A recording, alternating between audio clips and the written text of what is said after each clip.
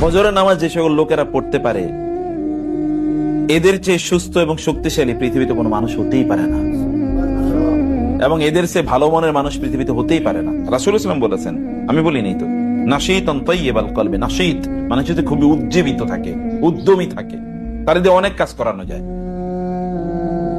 আর অন্য যে ব্যক্তি উঠে না, সে কি ফাসবাহা কাসলান খাবিসান নাফস, ওই ব্যক্তি খুব কাসলান, খুব অলস, ঘুম থেকে উঠছে 10টায়, তারপরও শরীরটা মেজ মেজ করে, আরে ভালো লাগতেছে না, আর একটু ঘুমাই, তাই না? এরপরেও কি, আর খাবিসান নাফস, খুব খারাপ মন, নিকৃষ্ট টাইপের মানসিকতা নিয়ে এই লোকগুলো তারা ঘুম থেকে উঠে। আমার নিজের একটা গল্পের কথা বলি। গল্পটা হলো, আমি ছোটবেলায় যখন ফজরের নামাজ পড়তাম, গ্রামের কথা বলছি, ফজরের নামাজ পড়ার পর, এটা আমাদের ওই অঞ্চলে এরকম বহু ঘটতো। আমাদের ওই অঞ্চলে প্রচুর পরিমাণ আলেম, আবার সেখানে কোরআনের চর্চাটা একটু বেশি। কোরআনের চর্চা বেশি মানে কি, প্রত্যেকটা বাড়িতে একটা করে মক্তব থাকে, প্রত্যেকটা বাড়িতে। একটা বাড়িকে তো একজন নিয়ে না, অনেকটা মানে পরিবার মিলে। পরিবার মানে হচ্ছে আমাদের ওই অঞ্চলের প্র্যাকটিস এরকম, যেমন ধরেন দাদা, তো দাদার হয়তো বা কি 5 ছেলে, এই 5 ছেলে একই বাড়িতে থাকে, আলাদা আলাদা ঘর তাদের, কিন্তু একটা বাড়িতে তারা হয়তো থাকে, একটা এলাকায় তারা বসবাস করে। তো এখানে আবার একটা মক্তব থাকে প্রত্যেকটা বাড়িতে।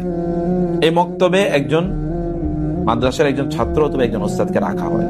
আমাদের এলাকায় বলে লজিং, এই এলাকায় কি বলে জানি না, লজিং এ বলে, লজিং থাকে তারা। তো লজিং এ তারা কি করে, ওই বাচ্চাদেরকে সকালবেলা কোরআন তেলাওয়াত করে। তো সেই ওই যে ছোট যেটা মক্তব, ওইটা আবার ছোট মুসাল্লাও, প্রত্যেকটা বাড়িতে একটা মুসাল্লা থাকে। এই মুসাল্লাতে সবাই নামাজ পড়ে।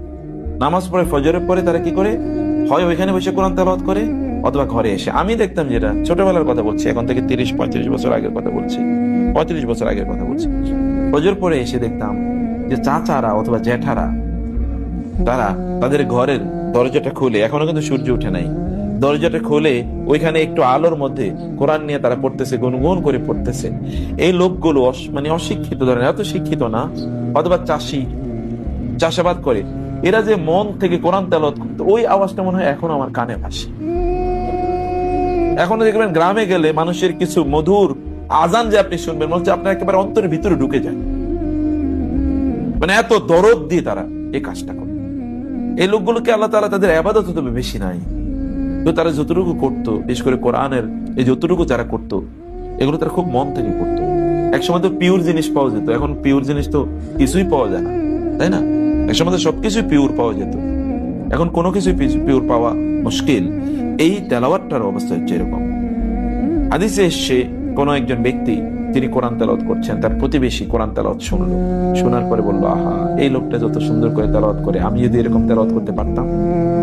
আপনার শুধু এতটুকুই যথেষ্ট, ওই তেলাওয়াত করে যা সওয়াব পাইছে আপনাকে আল্লাহ তাআলা তার চেয়ে বেশি দিয়ে দেবেন।